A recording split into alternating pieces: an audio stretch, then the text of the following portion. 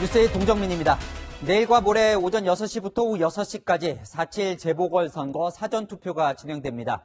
어느 후보를 찍으실지 정하셨습니까? 오늘부터 실시한 여론조사는 이 공표를 할 수가 없습니다. 그러니까 어제까지 진행해서 오늘 발표된 여론조사가 사실상 마지막인 거죠.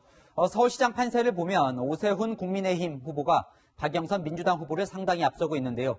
그래도 아직 표심을 정하지 못한 부동층도 20% 넘게 있습니다. 전혜정 기자가 자세히 분석해드립니다. 4.7 재보궐선거 사실상 마지막 여론조사가 공개됐습니다. 선거법상 어제까지 조사된 여론조사만 공표될 수 있기 때문입니다. 모든 조사에서 오세훈 국민의힘 후보는 박영선 더불어민주당 후보를 15%포인트 이상 앞섰습니다. 창간 101주년을 맞은 동아일보가 리서치앤리서치와 함께 진행한 조사에서 오 후보는 박 후보를 22%포인트 앞선 것으로 나타났습니다. 2030 유권자 지지율은 2배 이상 차이가 났고 50대와 60대 이상에서도 오 후보가 앞섰습니다. 40대에선 오차 범위 내 접전이었습니다. 리얼미터 조사에선 오 후보가 박 후보를 21.5%포인트 앞섰고 엠브레인 퍼블릭 조사에서도 오 후보가 15.4%포인트 앞선 것으로 나타났습니다. 동아일보 조사에서 정부 여당에 대한 견제와 심판을 위해 야당을 지지해야 한다는 정권 심판론에는 49%가 동의했습니다. 안정적인 국정 운영을 위해 여당을 지지해야 한다는 국정 안정론은 25%에 그쳤습니다. 지난해 총선 직전 한국갤럽 조사에서 국정 안정론이 더 높았던 것과 대조적입니다. 이번 선거는 후보 개인에 대한 평가가 아니라 서울 지역에서의 대통령 긍정평가가 박영선의 지지율이고 서울 지역에서의 대통령의 부정평가가 오세훈의 지지율이에요. 어디에 투표할지 아직 못 정한 부동층은 26%로 지난 총선 비슷한 시점보다 다소 줄었습니다. 오늘 이후 실시되는 여론조사는 투표가 끝난 후에나 공개할 수 있습니다. 채널A 뉴스 전혜정입니다. 여론조사에서 중요한 건 이 숫자보다 추세라고 하죠. 저희가 최근 2달간 지지율 추이를 추적해봤는데요. 처음부터 오세훈 서울시장 후보가 앞선 건 아니었습니다. 요동을 치다가 여론의 흐름이 정해진 시점이 있었는데 그게 지난 3월 첫 주였습니다. 당시 있었던 일 정한희 기자가 보도합니다. 41.5% 대 31.6%. 2월 셋째 주 피플네트웍스의 여론조사 결과입니다. 더불어민주당 박영선, 국민의힘 오세훈 두 후보 가상 대결에서 이때는 박 후보가 오 후보를 10%포인트가량 앞섰습니다. 흐름이 달라진 건 3월 첫째 주입니다. 3월 5일과 6일 이틀간 입소스가 실시한 조사에서 오차 범위 내 접전으로 나타났습니다. 3월 2일 참여연대와 민변에서 제기한 LH 초기 의혹으로 정부 여당에 실망한 유권자들이 오 후보 지지로 이동한 것으로 추이됩니다. 연이은 추가 의혹 폭로와 부실한 자체 조사 등으로 높아진 국민 분노, 여론에도 반영됐습니다. 3월 둘째 주 피플네트웍스 조사에서 박 후보 지지율이 하락하며 오 후보가 오차 범위를 넘어 앞지르게 된 겁니다. 오 후보 지지율 상승에 가속도를 붙인 건 야권 단일화였습니다. 10%포인트가량이었던 지지율 격차, 오 후보와 안철수 국민의당 후보 간 단일화가 이뤄지면서 2주 만에 26%포인트까지 벌어집니다. 단일화 이후 오 후보를 향한 여권의 내곡동 의혹 제기 본격화됐지만 여론에는 큰 영향을 미치지 못했습니다. 더불어민주당 김영춘, 국민의힘 박형준 후보가 경쟁하는 부산은 어떨까요? 2월 첫째 주부터 3월 마지막 주까지 줄곧 박 후보의 우세가 이어지고 있습니다. 2월 25일 문재인 대통령의 가덕도 방문도 3월 초부터 여권에서 집중 제기한 LCT 의혹도 지금까지 나온 여론조사 결과에는 큰 영향을 주지 못했습니다. 채널A 뉴스 정한입니다. 사전투표 하루 전인 오늘 후보와 당 지도부에겐 1분 1초가 아까운 시간이었겠죠. 저희 취재진이 그 긴박한 현장을 함께했는데요. 먼저 민주당 볼까요? 박영선 후보는 일반 유세를 넘어 현장 체험으로 서민들에게 다가갔습니다. 당 지도부는 잘못했다 허리를 숙이며 한 번만 더 기회를 달라고 호소했습니다. 윤수민 기자입니다. 박영선 더불어민주당 서울시장 후보가 신발까지 갈아 신고 독거노인에게 전달할 도시락을 포장한 뒤 직접 배달에 나섰습니다. 반찬하고 밥을 이렇게 담고. 박영선 후보는 잇따라 전통시장 3곳도 찾았습니다. 박 후보는 자영업자들과 만나서는 재난지원금 직접 상담에 나서는 등 현장에서 소통하는 후보라는 점을 부각하고 있습니다. 편의점 아르바이트로 공식 선거운동을 시작한 데 이어 여성 안심귀가 서비스 체험에도 나섰습니다. 재개발, 재건축 문제 등 부동산 문제를 풀 수 있는 힘 있는 여당 후보라는 점도 강조했습니다. 목동 주민들이 가장 관심이 많은 재건축 문제, 정부와 적극 협의하겠습니다, 여러분. 이것을 풀어내려면 박영선이 필요합니다. 민주당은 어제 이낙연 선대위원장에 이어 김태년 당대표 직무대행까지 릴레이 대국민 호소문을 내고 90도로 허리를 숙였습니다. 주택 공급 문제를 해결할 수 있도록 한 번 더 기회를 달라고 호소했습니다. 집값 폭등과 부동산 불패 신화 앞에 개혁은 무기력했습니다. 내노남불 자세도 혁파하겠습니다. 민주당은 임대차 3법 시행 전 임대료를 과도하게 올렸다는 비판을 받은 박주민 의원에게 경고를 줬다고도 했습니다.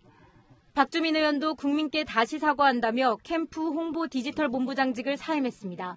채널A 뉴스 윤수민입니다. 국민의힘도 좀 볼까요? 오세훈 서울시장 후보는 전통적으로 국민의힘이 고전했던 이 강북 지역을 종일 다녔습니다. 이 당 지도부는 정권 심판을 외쳤는데 민주당의 사과와 후회는 진정성 없는 쇼일 뿐이다. 이렇게 공격했습니다. 안보경 기자가 보도합니다. 오세훈 국민의힘 후보는 서울 중랑구와 노원구, 강북구 등을 돌며 동구권의 제4의 도심을 만들겠다고 약속했습니다. 도봉구 창동 차량기지에는 돔구장을 만들고 대형 쇼핑 공간까지 주겠다는 공약도 발표했습니다. 공연하고 그러면 많은 분이 와서 그 근처에서 식사도 하고 물건도 사고 그런 공간을 만들어서 노원구에 돈이 돌도록 하겠다는 구상인데 여러분 제 아이디어 어떻습니까? 취약지역 공약을 통해 지지율 격차를 더 벌리겠다는 겁니다. 오세훈 후보와 함께 김종인 비대위원장, 금태섭 전 의원까지 유세 현장에 가세해 문재인 정권 심판을 외쳤습니다. 특히 박주민 민주당 의원과 김상조 전 청와대 정책실장이 임대차 3법 시행 전 임대료와 전셋값을 올려받은 점을 집중 공격했습니다. 겉으로는 정의를 추구하고 공정을 추구한다고 얘기를 하면서 아무도 모르는 사이에 눈 감고 아웅하는 식의 행위를 갖다 보여주는 것이 현재의 정부의 시스템입니다. 반드시 문재인 정부의 회초리를 때려야 됩니다. 그래야만 우리 사회의 원칙과 상식이 바로 서고 우리 정치가 정상적인 모습이 됩니다. 민주당이 부동산 정책에 대해 사과하고 후회한다고 한 발언을 두고는 진정성 없는 사과쇼라고 비판했습니다. 그러면서 선거를 앞두고 체면 치레로 정책 실패를 자인하는 건 국민이 용납하지 않을 것이라고 지적했습니다. 채널A 뉴스 안보겸입니다. 오늘부터 실시된 여론조사는 공개할 수가 없습니다. 그러니까 앞으로 선거일까지 여론 흐름은 숫자로는 알 수가 없는 거죠. 그래서 남은 엿새간 민주당의 뒤집기가 가능할지 아니면 국민의힘이 굳히기에 성공할지 정치부 최선 기자와 좀 따져보겠습니다.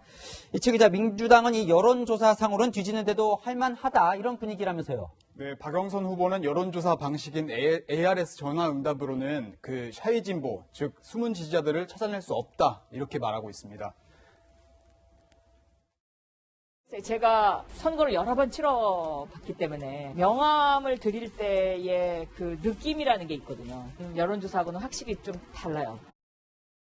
민주당 의원들도 여론조사와 현장 유권자 반응은 다르다며 기대를 거는 눈치입니다. 쉽지 않은 싸움인 건 맞는데 그렇다고 포기할 수준은 아니다. 이게 민주당과 후보 측 생각입니다. 반면 여론조사에서 앞서고 있는 오세훈 국민의힘 후보와 국민의힘은 경계심을 늦추지 않고 있습니다.